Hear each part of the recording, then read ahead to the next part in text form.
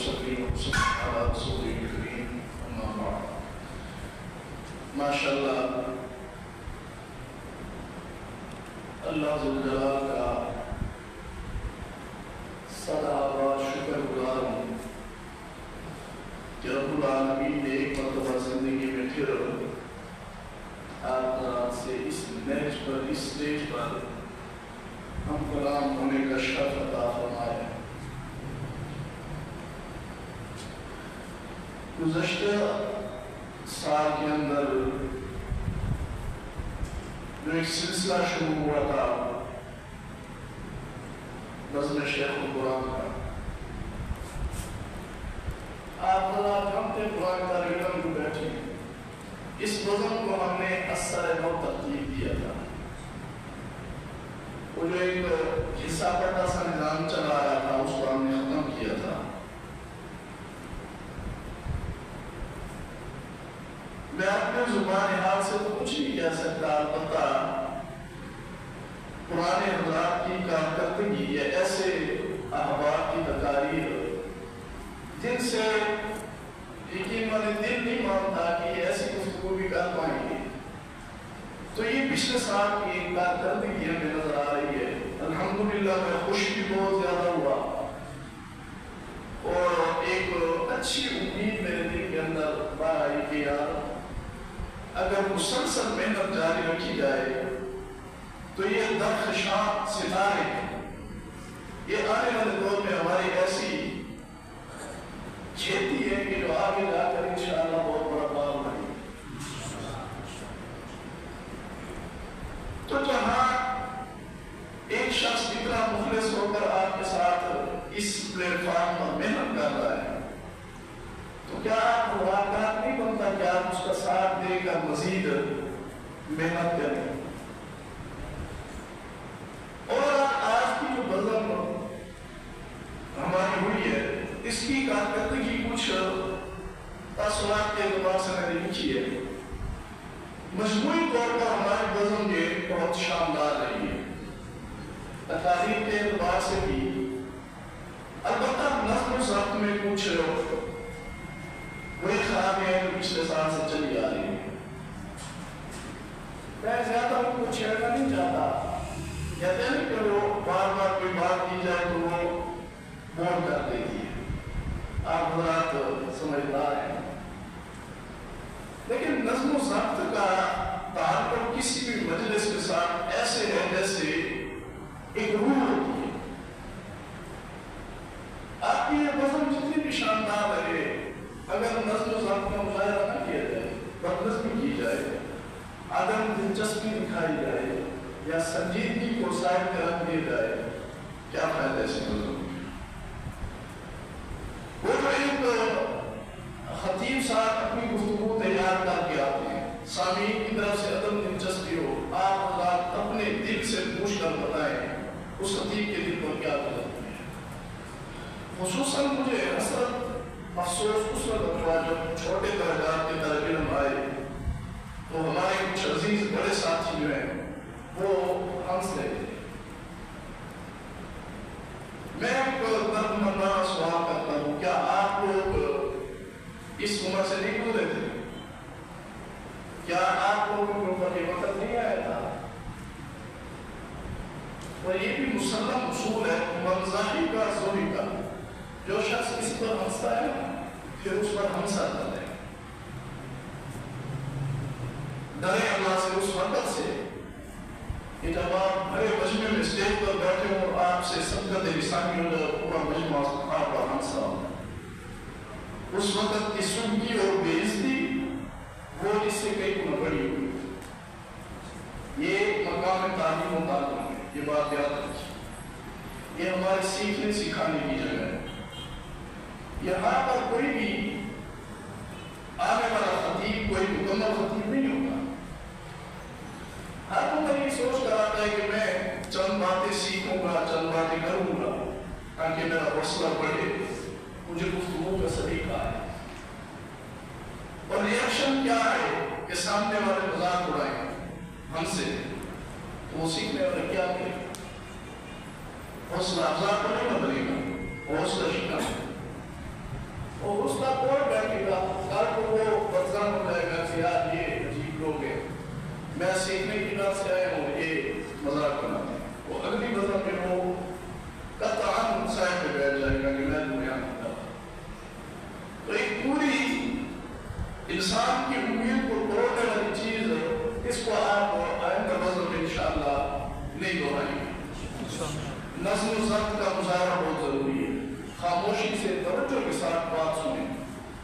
کوئی بات سمجھ آ جائے سبحان اللہ کہیں، اور سبحان اللہ تحقیر آواز لے جب نہ کہیں، سبحان اللہ دل کی خوشی سے کہیں کہ اگلے کو حوصلہ دے۔ خطیب یہ نہ سمجھے کہ یہ سبحان اللہ میری غلطی کو ہو گیا ہے، یہ کوئی اچھی بات نہیں۔ بات یہ تو نظم صاحب کے حوالے سے میں نے چند ایک باتیں ذکر کی ہیں۔ اپنے دلچسپی نہ دکھایا کریں، دلچسپی کے ساتھ بات سنیں۔ اگر کسی کی بات سننے کا دل نہیں بھی چاہا پھر بھی آپ اس کی طرف کام لگائیں، اس میں آپ کا فائدہ ہے۔ تقاریر کے اعتبار سے میں عنوان ذکر کروں گا، نام ذکر نہیں کروں گا، کیونکہ ہمارا اسٹیج ایسا ہے کہ ہم کچھ اصلاح بھی کریں گے، اپنی بھی آپ کی بھی کچھ سیکھیں گے، کچھ سکھائیں گے جو زندگی کے تجربات ہیں۔ میں نے قلم بند بھی کیا، میں آپ کو یہ ورق دے دوں گا، بعد میں آپ استفادہ کر سکتے ہیں۔ چند ایک چیزیں جو ہائی لائٹ کی ہے میں نے اس نظم کے حوالے سے آپ کے لیے فائدہ مند ہوگی، سنیے ذرا کر بھی۔ سب سے پہلے تلاوت ماشاءاللہ بہت بہترین۔ اس کے بعد ہم جناب یہ پلیٹ فارم اس سال ہمارے پاس کچھ کمیاں لے کر آئے، کچھ ایسے چہرے جو پرانے تھے وہ چلے گئے، نئے چہروں میں کوئی ایسا ہمیں نظر نہیں آیا جو باذوق شاعر ہو یا کسی کے اندر ذوق ہو آتی ہے۔ یاد رکھو اچھی آواز کے ساتھ پڑھنا ضروری نہیں ہوتا، اچھے انداز کے ساتھ پڑھنا ضروری ہوتا ہے۔ دو چیزیں یاد رکھیں، کچھ خصوصیات کسبی ہوتی ہیں، بڑے خصوصاً بات کو سمجھیں، کچھ خصوصیات کسبی ہوتی ہے اور کچھ انسان کو اللہ تعالیٰ اپنی عطا سے عطا کر دے کہ اپنی فضل سے عطا کر دے۔ خوش الہامی ہے نا، خوش آواز، یہ کسبی نہیں ہے، یہ انسان کی کوشش سے نہیں آتا، یہ اللہ کی عطا ہے، جس کو چاہے اللہ تعالیٰ عطا کر دے۔ ہاں اچھا انداز، شائستہ طریقہ، سلیس زبان، یہ کسبی چیز ہے، اس میں آپ خود محنت کر کے اس کو اچھا کر سکتے ہیں۔ تو خوش آوازی سے، خوش الہامی سے پڑھنا یہ کوئی ضروری نہیں ہے۔ آپ چند اشعار پڑھیں لیکن ان کو ایسے طریق پر پڑھیں کہ سننے والا خون اٹھے، یہ چیز ہوتی ہے۔ بارہ اس پلیٹفارم کے اندر ہمارے پاس کمی ہے، دعا کرتے ہیں اللہ تعالیٰ اس کمی کو پورا کر دے۔ اس کے بعد تقاریر کی طرف آتے ہیں۔ سب سے پہلا موضوع بیان ہوا کامیابی کے اصول۔ اس میں تمہیدی گفتگو کوئی اتنی خاص نہیں تھی، بس رسمی سی تھی۔ عنوان کو مختصر کیا، ادھورا چھوڑ دیا پورا۔ دیکھیں یہ چیز آپ کی باڈی لینگویج کو ظاہر کرتی ہے۔ اس چیز نے مجھے اتنا بتا دیا کہ مقرر کی کوئی خاص تیاری نہیں تھی کہ وہ اپنے اس عنوان کو عملی جامہ پہنا سکے یا اس پر مزید دلائل دے سکے۔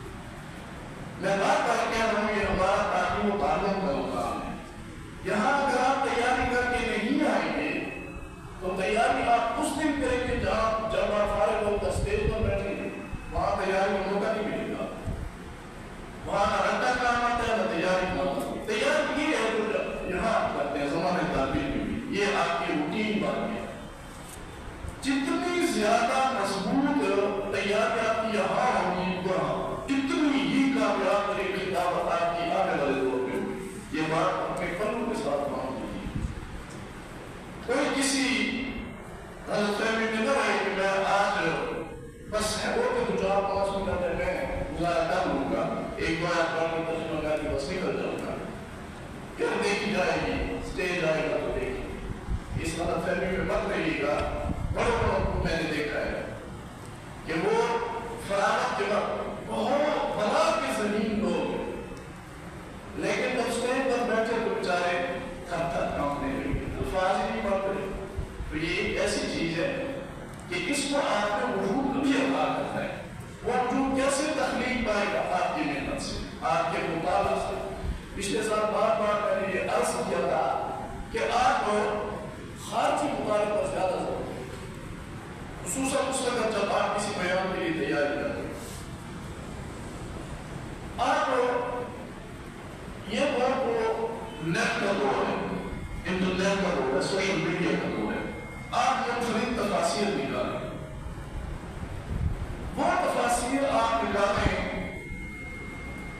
جو عموماً ہمیں یہاں نہیں ملتی، ان تفاسیر کے اندر اپنے موضوع کی آیات تلاش کریں۔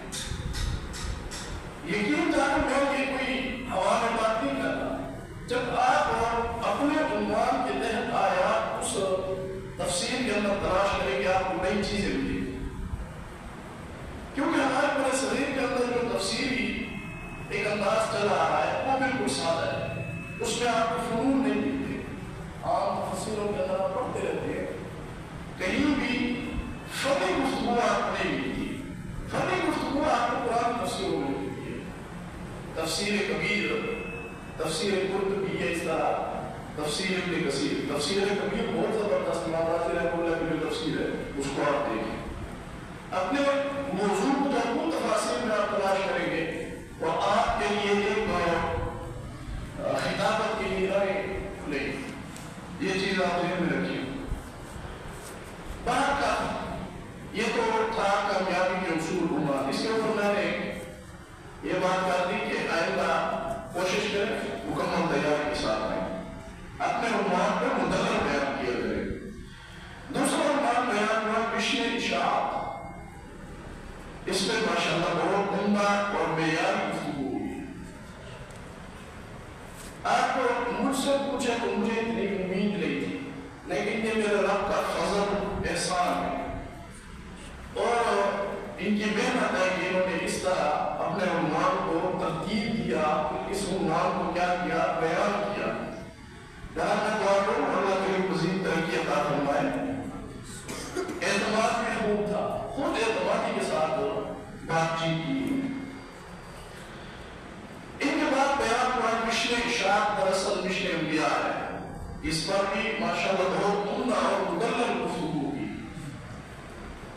البتہ اس عنوان کے اندر لفظی غلطیاں کچھ سامنے آئی، سب کو میں ہائی لائٹ نہیں کر سکا۔ ایک جو تمہید کے اندر غلطی ہوئی وہ میں ہائی لائٹ کر دیتا ہوں آپ کے سامنے تاکہ آئندہ آپ خیال کیا کریں۔ اردو میں آپ بیان کر رہے ہیں تو کوشش کریں اردو کے فصیح الفاظ کا چناؤ کریں۔ جب آپ تیاری کر رہے ہیں تو ایسے الفاظ کا چناؤ کریں کہ وہ اپنا تاثر چھوڑے۔ سمجھا رہی؟ الفاظ ایسے ہونے چاہیے کہ جو سننے والے کو جھومنے پر مجبور کر دیں۔ اب مثال کے طور پر میں آ کر یہاں کہتا ہوں کہ میں تمہارے سامنے یہ گفتگو کروں گا، یہ لفظ ہے تمہارے سامنے، یہ غیر فصیح لفظ ہے۔ سمجھا رہی؟ ہونا ہی چاہیے کہ میں جب یہاں آتا ہوں میں کیا کہتا ہوں کہ میں آپ حضرات کے سامنے آج جس عنوان پر لب کشائی کرنے کا ارادہ رکھتا ہوں وہ عنوان یہ، یا میں نے اپنی گفتگو کو جس عنوان سے معلوم کیا ہے وہ عنوان یہ، اس طرح کیا ہو، یعنی آپ کے سامنے، یعنی ادب کے الفاظ اور فصیح الفاظ استعمال کرنی چاہیے۔ اس کے بعد ایک عنوان بیان ہوا عبادت خاص ہے خداوند کی ہے، عبادت صرف اللہ رب العزت